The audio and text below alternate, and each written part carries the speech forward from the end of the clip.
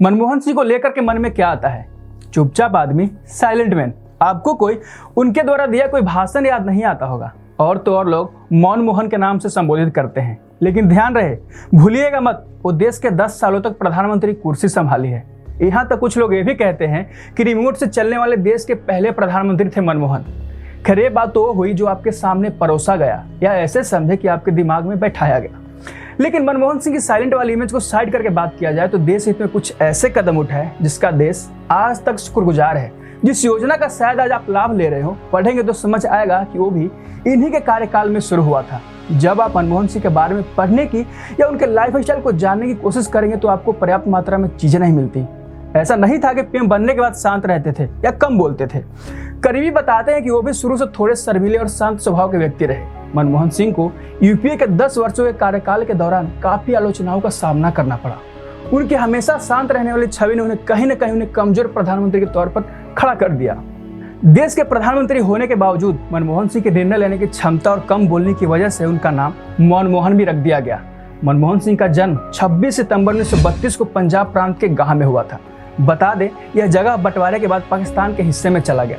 बचपन में ही इनकी माता का देहांत हो गया था, जिसके बाद उनकी दादी ने उनको पाला पोसा था। लेकिन वो कहते हैं ना, कूद के पांव पालने में ही दिख जाते हैं। बचपन से ही मनमोहन सिंह तेज दिमाग के थे और उनका पढ़ने में बहुत मन लगता था। आजादी के वक्त मनमोहन सिंह को भी पलायन का दर्द झेलना पड़ा और मनमोहन परिवार समेत अमृतसर में आकर बस गए। बंटवारे के समय काफी समय बर्बाद होने के बावजूद मनमोहन ने कभी अपनी पढ़ाई से समझौता नहीं किया। उनके पिताजी चाहते थे कि मनमोहन बड़ा होकर डॉक्टर बने।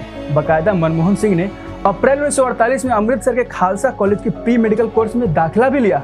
लेकिन कोई व्यक्ति से उसके मर्जी के बगैर कोई कितना ही काम करवा सकता है। कुछ ऐसा ही सीन था मनमोहन सिंह के साथ। मनमोहन सिंह को डॉक्टरी की पढ़ाई में मन नहीं लग रहा था। कुछ ही महीनों के बाद पढ़ाई में दिलचस्पी न लगने की वजह से उन्होंने मेडिकल की पढ़ाई छोड़ दी। पढ़ाई छोड़ने के बाद मनमोहन सिंह अपने पिता की दुकान पर हाथ बटाने लगे, लेकिन यहाँ भी उनका मन नहीं लगा। ऐसे में मनमोहन सिंह ने तय किया कि वो फिर से कॉलेज में पढ़ने जाएंगे। इसके बाद उन्होंने सितंबर 1948 में हिंदू कॉलेज में दाखिला लिया। पंजाब यूनिवर्सिटी से अर्थशास्त्र में ग्रेजुएशन करने के बाद आगे की पढ़ाई के लिए ऑक्सफोर्ड यूनिवर्सिटी चले गए। वो पढ़ाई के लिए कैम्ब्रिज यूनिवर्सिटी गए थे, लेकिन वहाँ आर्थिक तंगी की वजह से उन्हें काफी परेशानी का सामना करना पड़ा। मनमोहन सिंह को वहाँ हर साल उनके रहने और पढ़ने का खर्च करीब 600 पाउंड होता था, लेकिन उन्हें स्कॉलरशिप में मात्र 160 पाउंड मिलते थे। पढ़ाई पूरी करने के बाद भारत लौटकर वे पंजाब यूनिवर्सिटी के इकोनॉमिक्स विभाग में प्रोफेसर बन गए।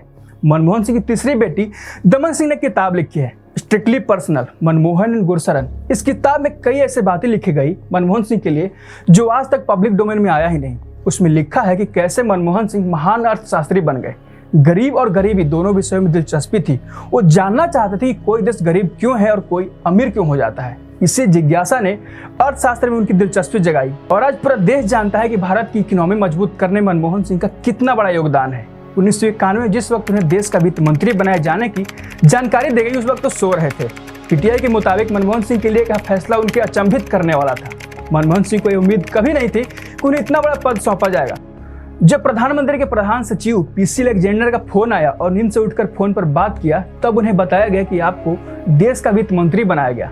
जानकारी के लिए आपको बता दूं, मनमोहन सिंह 1984 से लेकर 2004 तक वे राज्यसभा विपक्ष के नेता रहे। मनमोहन सिंह से भी जुड़ा एक बहुत दिलचस्प किस्सा यह भी है कि उनके कैम्ब्रिज के दिनों का है।